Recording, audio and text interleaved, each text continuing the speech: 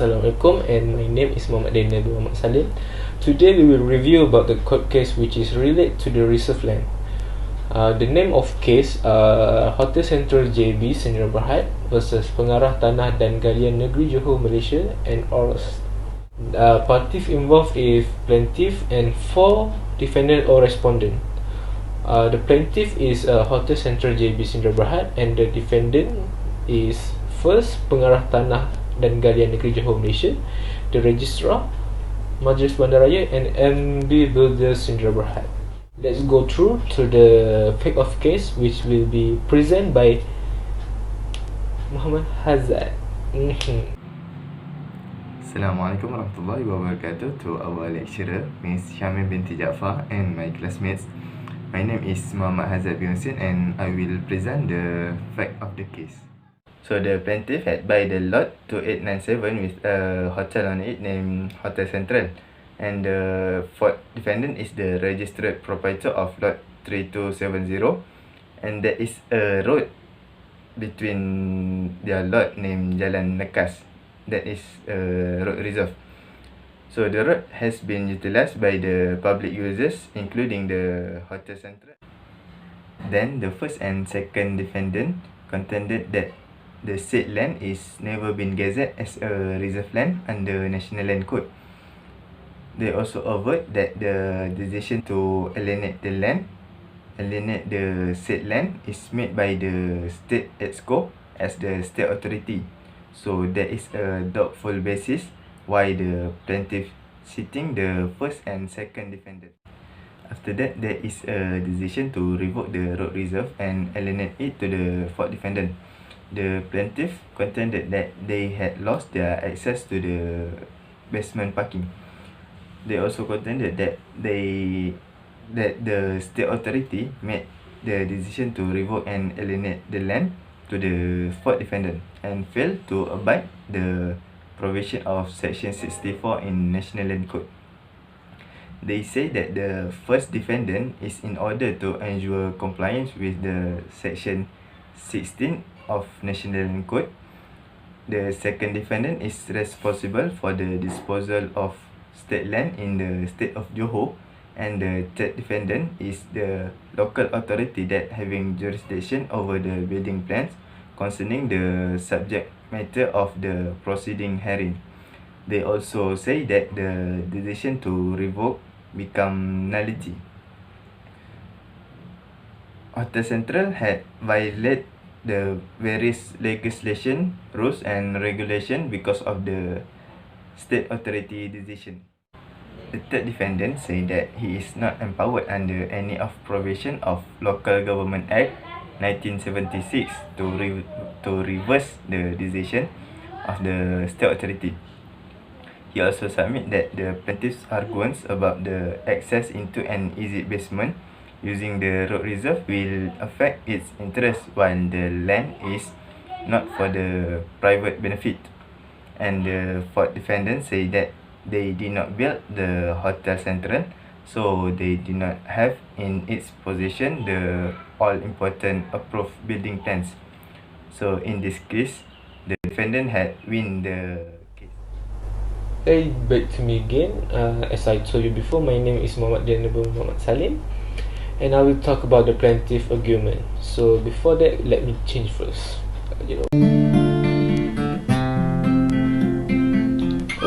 I forgot to explain the plaintiff argument. Okay, first we will talk about the point 1. The plaintiff contend that the state authority failed to follow the provision of the Section 64 of the National Land Code. A revocation can be only be in effect in accordance to Section 64 subsection 1. And after that, the plaintiff also claimed that the state authority failed to follow the Section 64 subsection 1, which is an excess of the jurisdiction of the provision of the National Land Code.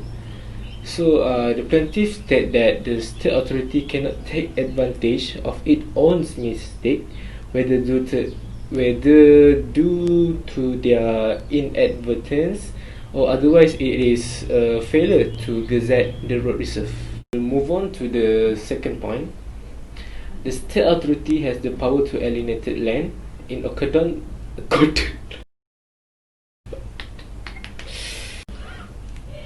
The state authority has the power to alienate land in accordance to Section 41, 42 and Section 76 of National Land Code, which is restricted only to the state lands. The power to dispose of reserve land is provided for Section 62, subsection 4, subsection A, which is stated that dispose of the state authority except to the extent permitted. The plaintiff thought that since the said land remained the reserve land, the absence of evidence of revocation according to Section 64, subsection 1, the decision to alienate land to the fault respondent or defendant 2 is void. And now we at point number 3. The plaintiff continue to argue that even if the said land are state land, the alienation to the fault respondent would still have been against the law. Based on Section 76 of the National Land Code, fixed that an alienation in perpetuity can be only undertaken if the state land is, among other things, used for the public purpose under Section 76, subsection AA and subsection Roman 2, or there is special circumstances to do according to Section 76 subsection AA subsection 3 Roman. This I will show the spelling here. And in this case, it is not dispute that the fault respondent or defendant apply for the alienation, and the plaintiff contend that the alienation was ultra vires of the Section 76 AA 76 subsection AA of the National Land Code. Point number 4. The plaintiff also claimed that the alienation had caused the hotel to be in violation of various legislation, rules and regulation, relying principally on the affidavit of the architect professional opinion. Let me show you what the architect professional opinion. So let's go to the that one lah. So we will move to the last point, which is point number 5. The plaintiff also submitted that the failure by a member of the Johor State Executive Council to confirm any affidavit to explain the decision of the state authority to revoke the status of reserve land of the said land. And next, the alienation of the said land to the fault respondent or defendant mean that there is unacceptable evidence to clarify the position taken by the state authority in this case. And last, the affidavit affirmed by an officer representing the first respondent, which is not being a member of the state exco, whose exercise of discretion is being now challenged, would be considered pure hearsay, and it will be worthless evidence, since a rebuttal must come from the decision maker. I think that's all from me, so we will move to the court decision. Yes, I forgot that. So we will move to Afiq. We'll talk about the court decision. So that's all. Bye. Assalamualaikum warahmatullahi wabarakatuh. My name is Muhammad Rahiza Mahfuz bin Tarmizi, and in this video presentation I would like to talk a little bit about defendants' argument. Firstly, the first and second defendant contended that they never gazetted the said land as a reserve land.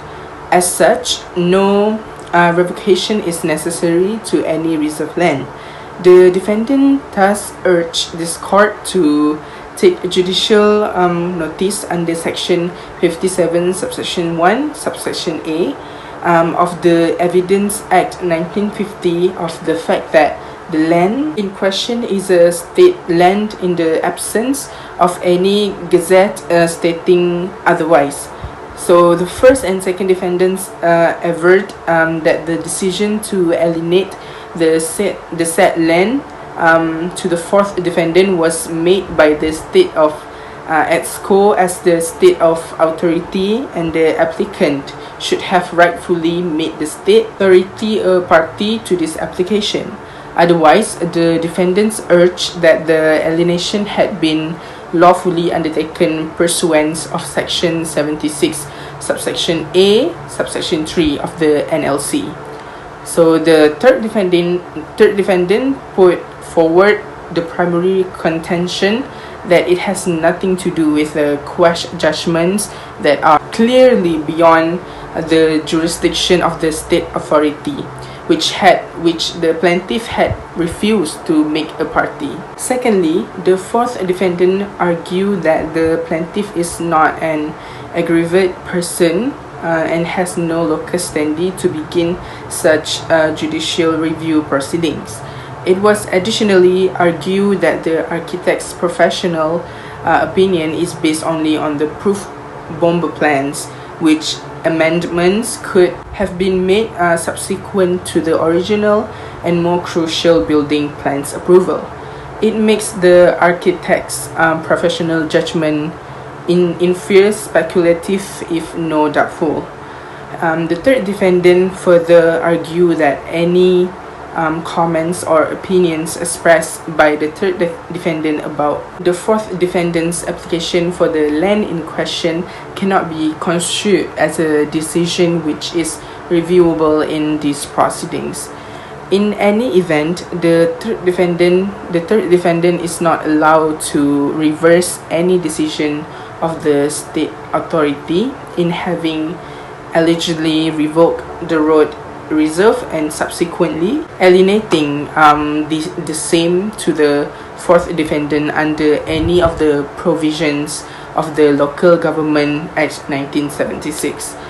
So further, the third defendant submitted that the plaintiff's urgence, the only entry and exit from the basement through the road reserve, that the decision on the said land had adversely affected its interest. Fourthly, the third defendant, being the relevant local authority, themselves did not suggest in their letter of 8 May 2014 to the lawyers for the plaintiff that any form of violation on the part of the Hotel Sentral of any rules or regulations would ensure in the absence of the said land. As a result of its alienation, it is not contested that the boundary of the applicant's land there is a 6-meter setback, which is in fact was highlighted by the third defendant, who conclude that the plaintiff actually has sufficient access to its basement car park, which with some changes to be made. This is thus further supports the view that the conclusions arrive at the architect's professional opinion on the Hotel Sentral to be in breach of the relevant laws and regulations to be of little substance. Lastly, the fourth defendant's affidavit contained the estimate that the alienation to the fourth defendant was in spite of and pursuant to an amalgamation concerning another fourth defendant's land, which was already in perpetuity. Okay, so that was all from me, and now I'm going to let the next presenter continue with the presentation. Thank you. Assalamualaikum warahmatullahi wabarakatuh. To my lecturer and all my classmates, my name is Muhammad Johor. I will be presenting about the court decision. Refer to the court case, the evaluation and the finding of this court decision to revoke from various records and documents that has been observed, which can be said to have originated from all the respondents. It is apparently designated or at least referred to as road reserve on the said land. However, the applicant contended that the said land is to be reserved land and was not revoked by the state authority in accordance with Section 64 of National Land Code 1965 before the alienation to the fourth respondent. In order to effect revocation of the reserved land, it has been well established that the requirements of Section 64 must be strictly adhered. However, it is affirmed on behalf of the first and second respondents, and it is in fact not disputed that the land was never gazetted. As such, it must therefore mean that the land continue and remain to be state land, including at the material when it was alienated to the fourth respondent. It is clear that not having been gazetted, the said land cannot in law be considered as a reserved land within meaning and be ascribed to it by Section 5 and Section 62, Subsection 1 of the National Land Code 1965. Hence, the premise of the applicant's primary contention that assumes the said land being a reserved land is totally misunderstood and unreasonable.